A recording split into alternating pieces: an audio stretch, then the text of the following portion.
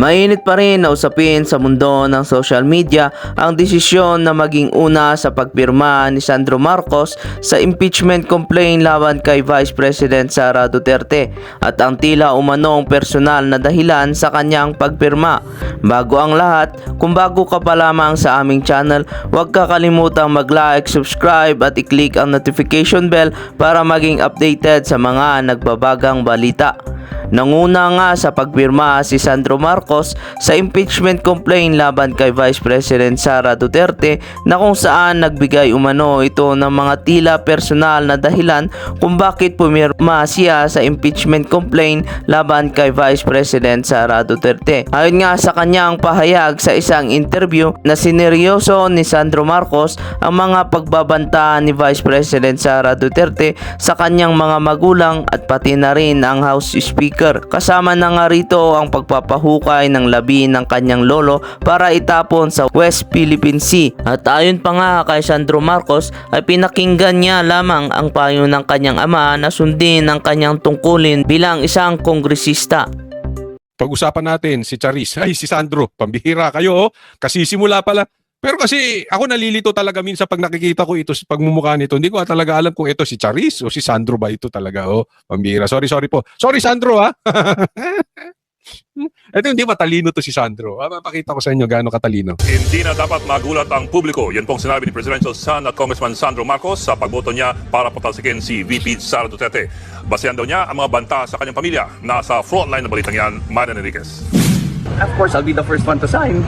Yan ang pahayag ng Presidential son. Pupuyo ka pa ulit. Sign. Pupuyo ko. To sign. To sign. To sign. To sign. To sign. To sign. To sign. To sign. To sign. To sign. To sign. Yan ang pahayag ng Presidential Ninenervous ka? Weak talaga yun. Nice. So, sige, diretso. son at Ilocos Norte Congressman na si Sandro Marcos sa pangunguna niya sa pagpirma para ma-impeach si Vice President Sara Duterte. Walang dapat ikagulat ang publiko. Sineryoso raw ni Congressman Sandro ang mga banta ni VP Sara sa kanyang mga magulang, pati na sa labi ng kanyang lolo na si dating Pangulong Ferdinand Marcos Sr. Hindi raw ito dapat nanggagaling sa isang opisyal ng pamahalaan. Kung sasabihin ng tao na gusto nilang huhukayin yung lolo mo at itapon yung katawan sa West Philippine Sea, sasabihin niya gusto niyang patayin ang Pangulo at ang First Lady na ang aking magulang at gusto niyang patayin ang Speaker, ba't naman nagugulat ang tao na pipirma ako dyan? Nagugulat na tanong, pirma ako dyan. Nagugulat ang tao na pipirma ako dyan. Ibinahagi rin ni Ang talino, no? Ang galing ng rason niya, okay? So, paliwanag natin unti-unti, Bakit ba mayroong House of Representatives? Representatives, hindi thieves as in magnanakaw. Iba yung House of Representatives at saka representatives. Ayan. Ewan ko si Marcos kung thieves o tips. Basta House of Representatives. Bakit pa? Tinawag na ganun. Okay, paliwanag natin. Kasi bawat distrito may congressman. Okay? Anong purpose nun? Meron na nga tayong Senado na parte ng legislative, meron pa tayong congressman. Kasi nire-represent nila etong local natin. Halimbawa, representative ng Ilocos, district ganito, Sandro Marcos. Ibig sabihin nire-represent niya. Okay? Naghaing kayo ng petisyon at pina-impeach nyo si BP Sara, pumirma ka, Sandro. Ang rason ng pagpirma mo, kasi ipapatapon ni BP Sara yung tatay mo di umano sa dagat, ay yung lolo mo. At sabi mo, papatayin ni BP Sara yung tatay at nanay mo. Yan ba ang nire-representa mo sa Ilocos? O kung saang distrito ka man lublub, bundok kagaling? Naintindihan nyo? Para kay Sandro, para siyang nabasted. Kaya ang tawag ko rito kay Sandro, parang iyaking busted. Kasi pinipersonal niya si BP Sara. Hindi dapat personal, impeachment ito. Ito ang problema kasi, minadali yung impeachment. Pumirma sila. 200 plus dyan pumirma. Tanungin mo kalahati dyan, hindi nila alam yung pinirmahan nila. Anong kaso ni BP Sara? Bakit pinai-impeach si BP Sara? Anong detalye ng pag-impeachment kay BP Sara? Basta sa kanila, meron silang 150 million reasons. Alam nyo na, meron silang 150 million reasons, pumirma sila, ito para sa impeachment ni Sara. Pero yung detalye hindi nila alam. Katulad ng tao na ito. Kasi personal eh. Ano doon ang dapat i-impeach si BP Sara? Wala. Galit lang siya. Di ba? Ganyan ang lalaki pag nabasted. Busted eh. Ang galawan nito si Sandro, busted. Parang iyaking busted. Personal. Huwag mong dalhin diyan sa politika yung personal mo kay BP Sara. Kasi nire-represent mo yung tao ron. Wala silang pakialam sa tatay mo. Wala silang pakialam sa lolo mo. Baka nga yung iba dyan galit pa sa lolo mo eh. Naintindihan niyo po ibig sabihin natin? Ang layo po nito si Sandro. Mana talaga sa tatay, kaya weak eh. Ako dyan.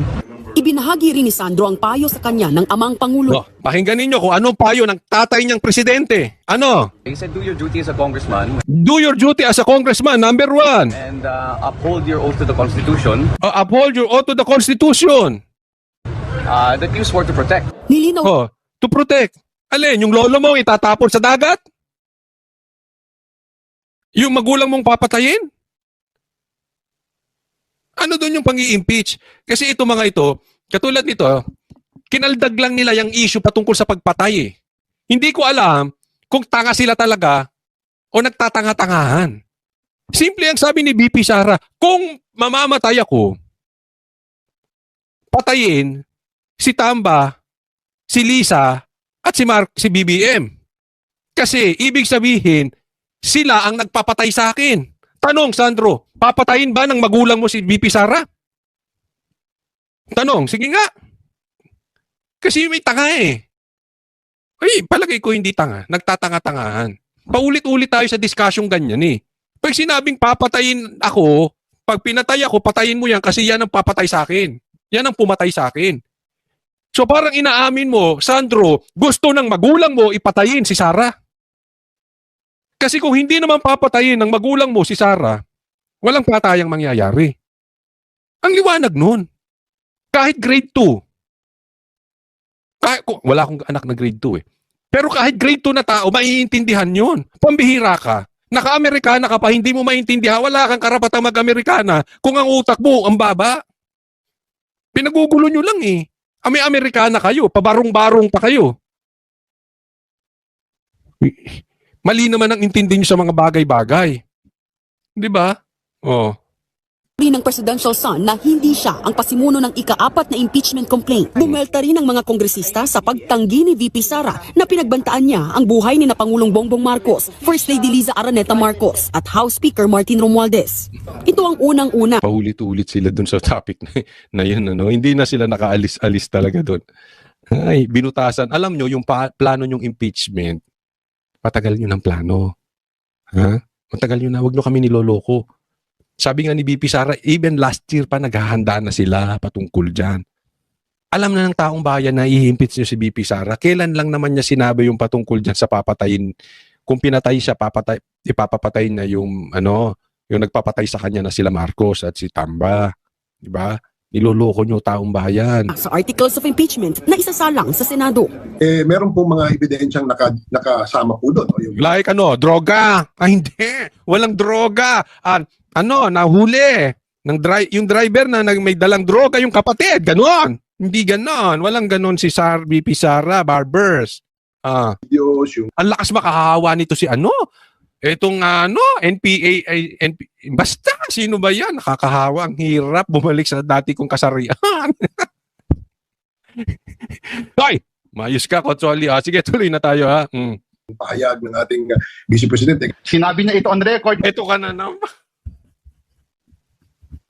Hindi ka ba lalayas dyan sa harap ko na? Sabi ko na magbabago ako ng salita, magagaya na naman ako sa'yo, te. Anong sasabihin mo, te? Resibo, nakita ng taong bayan, tapos ngayon nagsisinungaling siya. And that makes her more unfit to be Vice President of the country. What? Naglabas din ng pahayag Lalim. Ito, Makabayaran Black. Ano sinabi ng Makabayaran Black? ng Makabayan Block laban sa mga sinabi kanina ni VP Sara. God save the Philippines daw mula sa korupsyon, extrajudicial killings at kay Duterte 2.0. Ito alam naman this is public knowledge, no? Kaya mainit to Makabayan kay PRRD kasi alam naman natin, sila mismo admitted nila. Okay? Eto si PRRD, lalong-lalo na to si BP Sara, including Pastor Kibuloy. Trademark nila yan. Galit sila sa komunista, galit sila sa makakaliwa, ayaw nila ng rebelde, ayaw nila ng NPA, ayaw nila yan. Kaya problemado, eto makabayaran black. Ayusin mo, Katsoli! Ay! Hindi. But seriously, hindi po ako gano'n. Nagagaya lang tayo. Diretso mo yung ulo mo pag nagsalita. Ayan. Okay. Apektado. At alam nila, bilang na, tulad nito si Castro. Convicted child abuser to. Korte nagsabi, hindi ako. Ngayon, nagagamit kasi ni Tambal si Castro. Kaya kita mo, hindi umuusad. Siya pa nagpapakulong, siya nga dapat ang nakakulong. Yeah. Pero pag naging presidente si BP Sara, lagot lahat ng mga ito. Hindi dahil gaganti si BP Sara, kung hindi, dahil tatamaan yung grupo nila.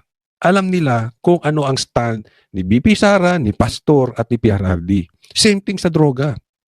Pansinin nyo ngayon, maraming galit na drug addict or may mahal sa buhay na addict, galit kay PRRD. Bakit? Yan ang stand ni PRRD. Siya yan eh. Galit siya sa addict. Yan ang talagang PRRD. Ngayon kung ikaw addict, anong gugustuhin mo? Type mo si PRRD? Hindi, natural. Lalagay na naman sila sa alanganin. Maraming namatay na negosyo nito mga drug lords. Diba? Kung dati, hirap na hirap ang mga drug lords, ngayon, tigsising ko na lang daw ang sabu. Nagmura na daw sa merkado, yan ang balita. Bakit kalat? Namamayagpag po mga drug lords ngayon. Diba? Sira ang bansa natin. Kaya kahit anong gawin natin dito, wala, bakit napaka-ipokrito nitong mga to? Ano ba dinidiscuss natin sa impeachment ni BP Sara? Isyong 125 million lang? Excuse me po. Sila nga may 150 million reasons. Di ba? Ilan na nasayang natin sa flood control project? Ilan yung pang-ayuda nila? Billion po ang usapan patungkol dito sa blank items. Pero kung makasita sila kay BP Sara, alam mo, pagdating sa budget, maaring sa atin malaki. Pero pagdating sa budgetan, maliit yung 125 na sinasabi nila kay BP Sara. Ay, ginigipit nila eh. Para naman sa mga miyembro ng binansagang Young Guns ng Kamara, ang idinaos na presko ni VP Sara ay pangmamaliit sa reklamong impeachment laban sa kanya. Pero ipinapakita rin daw nito ang kanyang pag-aalala sa harapin niyang paglilitis. Ayon naman kay Congressman Joel Chua na isa sa mga tatayong prosecutor, magkita na lang daw sila sa impeachment court. Sigurado ka? Chua! Ngay! Ay balita ako, kulelat ka dyan sa distrito mo. Hindi ko alam ha. Kung talo ba ito? Halimbawa lang, kasi mag-e-eleksyon at hindi ito dinggin ngayon. Dinggin ito after the election. Hindi ko alam kung pwede pa itong tumayong bilang parang representative ng House para sa impeachment ni BP Sara. All I know, kulelat ito sa distrito niya. Kaya yung sinasabi mo, magkita na lang kami sa Senate Impeachment Court. Aba, mayabang talaga. Ako sa iyo, Chua, gawin mo muna na ipanalo yung sarili mo. Kasi this time, gising na ang taong bayan. Ibabaligtad ka, promise, makinig ka sa akin. Ilalabas lahat ni Isko ang baho mo. Ibabaligtad ka ni Isko. Maniwala ka, hindi ka mananalo doon. Kung manalo ka, thank you, Comelec. Thank you, Comelec. Thank you, Magic, sarap. Kung ano man yan. Pero kung sa patas na laban, talo ito. Hindi ito mananalo. So hindi ko alam kung ano yung mga pinagmamalaki nitong mama na ito. Pero alam mo, mga kababayan ko, sama-sama tayo pagtawanan natin ito. Sa mga manunood ko na taga Maynila, pakilagay nyo nga dyan. Kasi alam nyo, nakulelat ito eh. Sige, lagay nyo dyan. Lagay nyo dyan Manila. Kulelat, Chua. Ibig sabihin, alam ko na, yung pag binasa ko yan, taga Manila ka, kulelat talaga si Chua. Diba? Well, anyway, baka meron siyang 150 million na natanggap. Meron siyang natanggap na rason para i-impeach si BP Sara. Kaya naman, kahit matalo siya bilang congressman, at least, nakatago na yung kanyang 150 million reasons to impeach BP Sara. Nakasubi na. Yan ang sabi nila. Nagsusubi na raw. Yung mga lalong-lalo na, yung alam naman nilang talo na sila, wala na silang pakialam sa public opinion. Ang importante, may nakasubing silang 150 million reasons na pinaglalaban. So ang laban ngayon ay yung kanilang reasons, the reasons that we're here. Mataas yun. Yung reasons nila against VP Sara. Ano bang is importante? Yung naisubing reason o yung pagkakaibigan ng iba dyan kay VP Sara? Dahil alam natin, marami dyan sumuporta kay VP Sara. Marami dyan nakipagkaibigan sa Duterte. Alam nyo po, kaya gustong gusto ko po na inimpeach si VP Sara. Dahil ngayon, nalinyahan na po natin. Sino yung mga gumagamit sa Duterte? Ang dami pong gumagamit sa Duterte. Vloggers. Even yung vloggers sa kabila, ginagamit ang Duterte. Bakit? Wala silang makontent sa amo nilang si Tamba. Walang manunood eh. Wala silang makontent doon sa amo nilang si Marcos. Wala ding manunood. So sino i-content nila? Eh di si Duterte. Kasi pag si Duterte ang content, balita.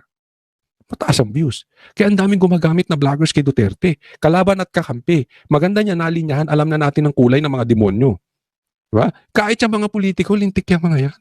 Kasi sip-sip sa mga Duterte, mahiya kayo sa balat ninyo. Gaya kayo ni Marcos na pinakinabangan lang ang Duterte. Nung wala nang pakinabang at gusto nyo nang manatili sa pwesto, tinapon nyo Duterte. Ganyan po ang Marcos. Yung iba dyan, total, wala na silang panalo. Nakita natin, nalinyahan sa impeachment. Alam na natin kung sino-sino sila. Diba? Kahit yung mga tumatakbong politiko, huwag nyo na suportahan. Pag hindi nyo maintindihan, ano ba ang galaw? Ano ka ba? Ha? Eto, dito ko lang sasabihin ha. Gusto ko nga pakinggan si Atty. Sal eh. Kasi dati, nung ako hindi, wala pa sa SMNI, ang tono niyan iba. Babaan na sa gobyerno pero si BBM pinupuri. Hindi niya mabanatan. Ngayon hindi ko na masyado napapanood kasi magkaiba programa namin sa SMNI, sa gabi kami, siya sa umaga. Huwag ganun. Huwag ganun yung nakagitna kayo. Sabihin ko, Choli, banateros ka talaga, pati kasama mo si Panelo, binira mo. Hindi naman. Pero kung hanggang ngayon, ganun pa rin, kasi hindi ko naman napapanood na siya. So hindi ko ma-judge. No? Kayo napapanood niyo siguro. Pero kung ang tono niya, banat sa gobyerno, tapos puri pa rin sa Marcos, wag na tayo maglokohan. Sumasayaw kayo sa gitna. Walang ganunan. Bakla ba kayo? Hindi po si Atty. Sala. Kaya ako gigil talaga dyan dahil ngayon, hindi na pwedeng nakagitna ka. Dapat tuloy ka na talaga kung saan ka bang panig. Hindi na po pwede yung ganyan. At paalala lang, huwag niyong susuportahan, huwag niyong papakinggan yung mga taong nasa gitna. Eh, walang yagbol siyang mga yan. At nakahanda raw sila sa anumang gagawin ni VP Sara. Nagbabalita mula Paano kayo hindi magiging handa? Ha, Chua? Eh, meron kayo 150 reasons. 150 million reasons. Diba? Talagang handa kayo. Next topic po tayo. Ito, pag-usapan natin itong si Wick Sal. Ay, si Wick. Diniscuss ko si Sal. Si Wick Marcos.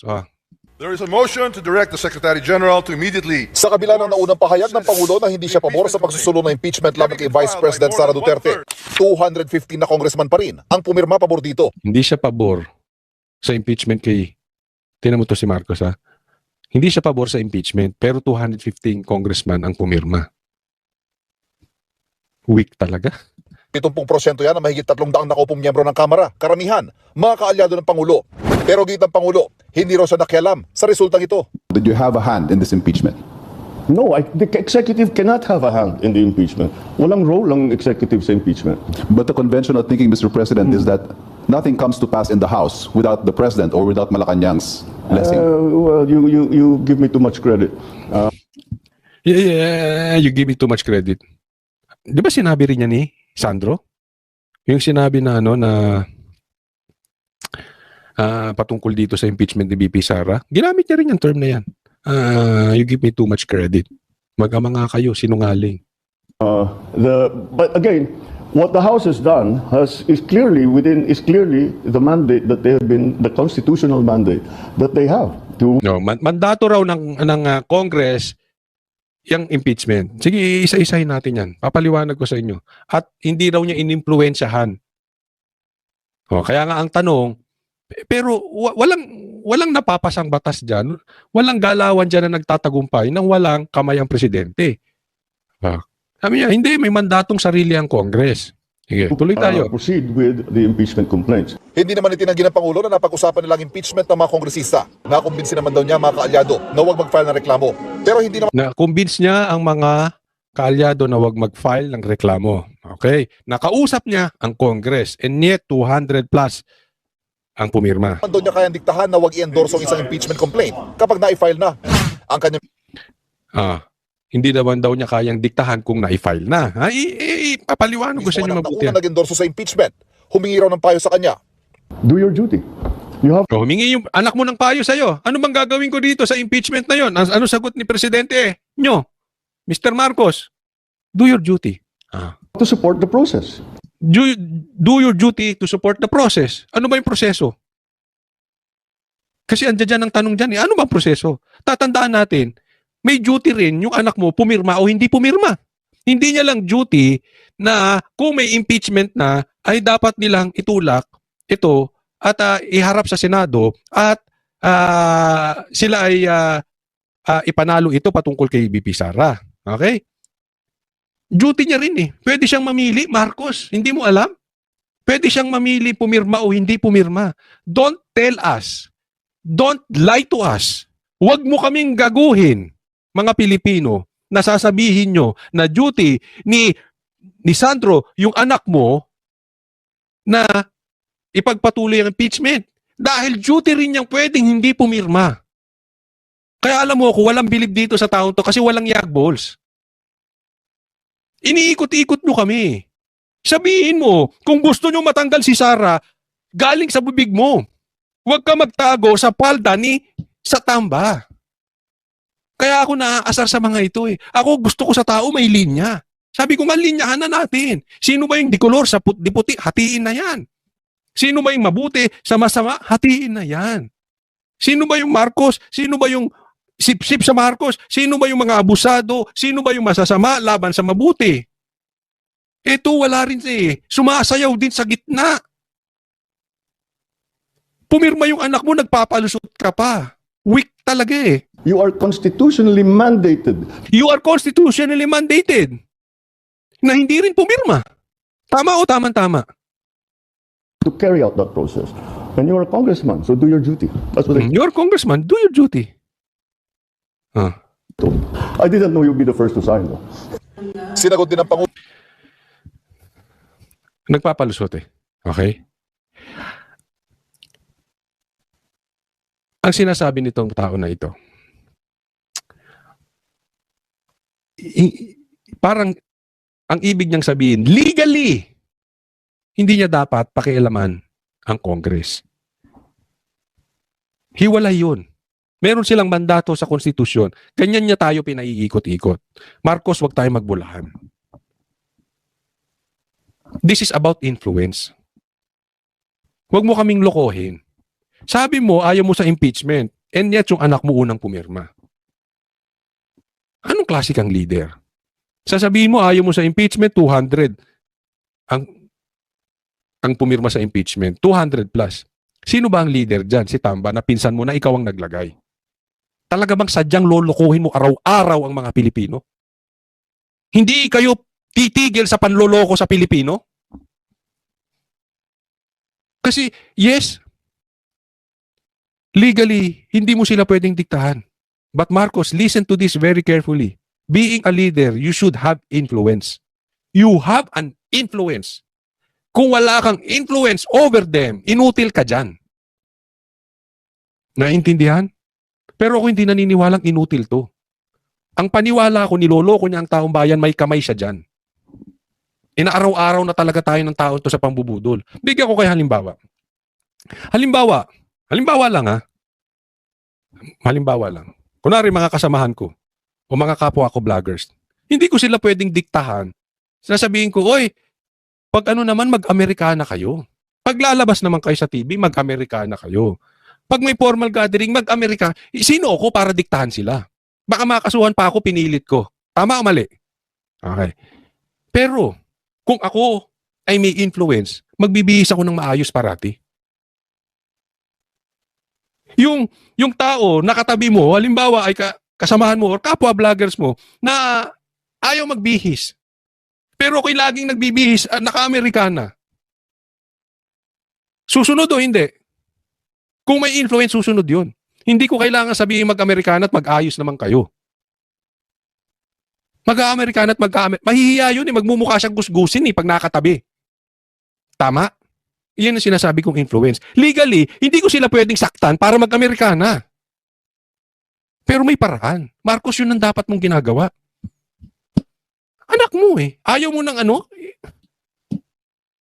Anong klase kang tatay? Anong klase kang presidente? Ayaw mo ng impeachment, yung anak mo kauna-una ang pumirma? Don't you think that is an insult to you? Kung wala kang kamay. Ako maiinsulto ko nun. I mean, publicly dineclare ko, presidente ko, ayaw ko niyan. Anak ko unang pumirma, kaka-insulto yun ah. Pero hindi eh. Kita mo halata. Hindi siya na-insulto. Bakit? Gusto nitong mama na ito ang nangyayari sa Pilipinas. Gusto nito ma-impeach si BP Sara, wag tayong maglokohan. Yung drama niyong paikot-ikot, sama mo pa yung kapatid mong si Amy. Kaya ako naaasar eh. Diretsuhin mo na, Marcos. Matapang ka naman. Tapang-tapang mo magsalita pagdating sa China. Dito kay Sara, hindi ka makapagsalita ng diretso. Pulo ang usap-usapan online na kapalit ng pagpirma sa impeachment ang malalaking halaga ng pera. I don't think that kind of two-thirds of the Senate, 306 sila. They got 215. So just a little bit over two-thirds, hindi mo makukuha sa ganung klaseng. So sabi niya, kasi may gumakalat na mayroong malakihang pera kaya nagsipirma. Hindi raw uubra yan kasi masyadong marami. 200 a little over two-thirds ng so sa bawat tatlo, ang ibig niya sabihin, dalawa po doon ay pumirma. So malaki po yun. Hindi uubra yung bigayan. Naniniwala kayo dyan? The same person na nagsabi bababa ang bigas sa 20 pesos. The same person na nagsabi na walang baril na pumasok sa QOJC. Yung 5,000 pulis ni isa. Sabi niya, ni isa walang baril na pumasok. Naniniwala kayo dyan na ang sinasabi ni PRRD may blanco ang blank item, sasabihin nitong tao na to yung pinirmahan niya walang blanco? Naniniwala kayo? Kung naniniwala kayo, sige, magpabudol pa kayo lalo. Ganong klaseng sistema yan. I know, I've been in Congress. I don't think that way of operating would have worked. Ngayong nasa Senado ng impeachment complaint, nasa kanila na raw ang bola kung paano magiging gulo